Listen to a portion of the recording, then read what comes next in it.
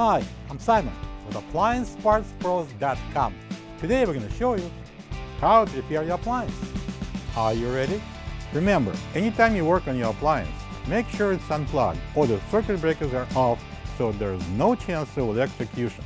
In this video, we'll show you how to replace the push-to-start switch in a Whirlpool dryer.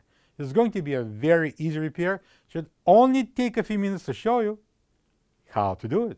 For this job, we're going to need a Phillips and a flathead screwdrivers and also a 1/4 inch and 5/16 inch nut drivers. When you open up the package, you're going to get a new push-to-start switch, a couple of brackets, a couple of mounting screws with nuts, and a couple of 1/4 inch screws.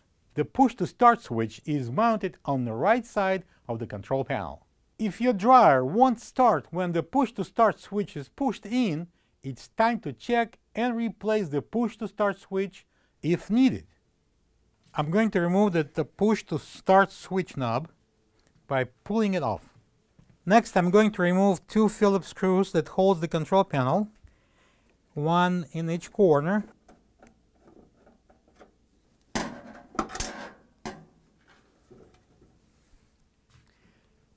Next, I'm going to pull the control panel forward just a little bit, and I'm going to disengage these clips at the bottom of the end caps, and we're going to turn it over.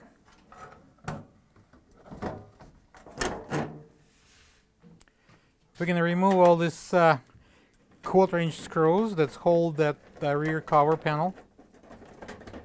And now we can remove this cover panel. Next, I'm going to use the flathead screwdriver, and I'm going to remove the two wires from the switch terminals. This is white and the black wires.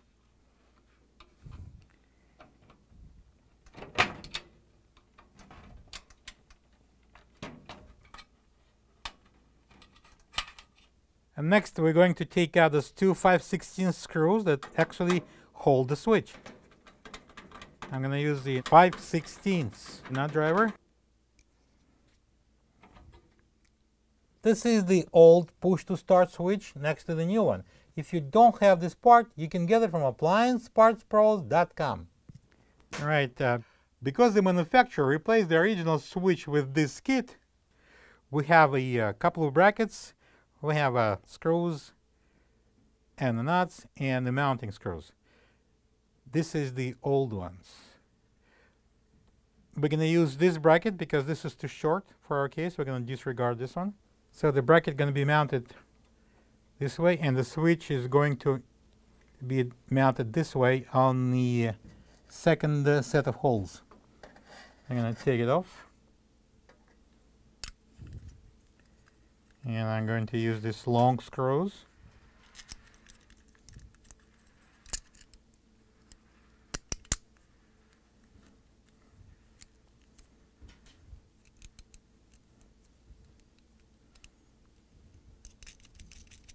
Tighten the nut. Then the second one.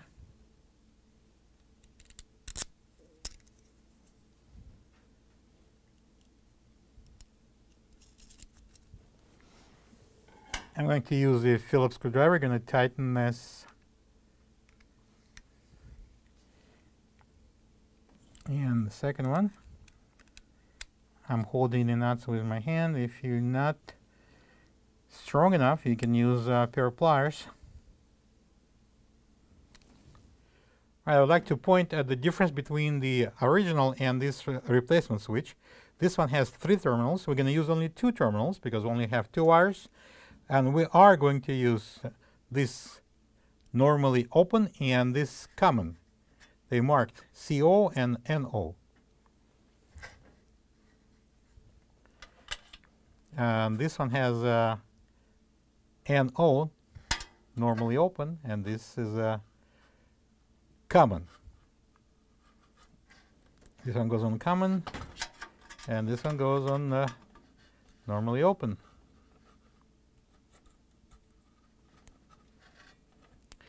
Now we're going to place the switch on. We're going to match the holes here. I'm going to use 2 5/16 old screws versus the new ones that's supplied with the switch, and you can see why. those are much thinner. And we have a bigger openings here in the panel. So we're going to use this 5/16. So I'm going to use the 5/16 inch nut driver, and I'm going to tighten that screw.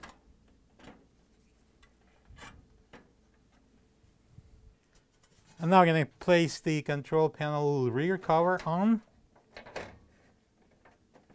match the holes, and secure it with the 1/4 inch screws using a 1/4 inch nut driver.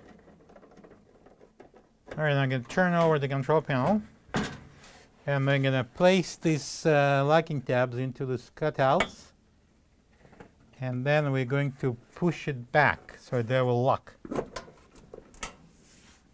And now we're going to secure the control panel to the top with 2 long Phillips screws.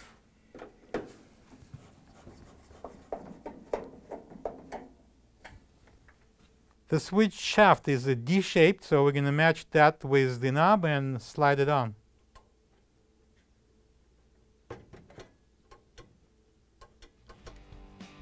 Plug the dryer in and check if it's drying properly.